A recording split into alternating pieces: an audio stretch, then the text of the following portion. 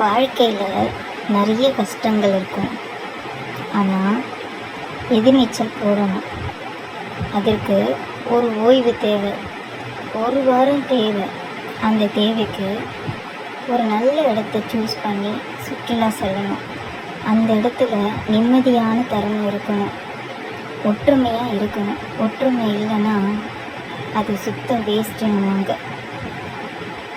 இந்த தண்ணீர் போல்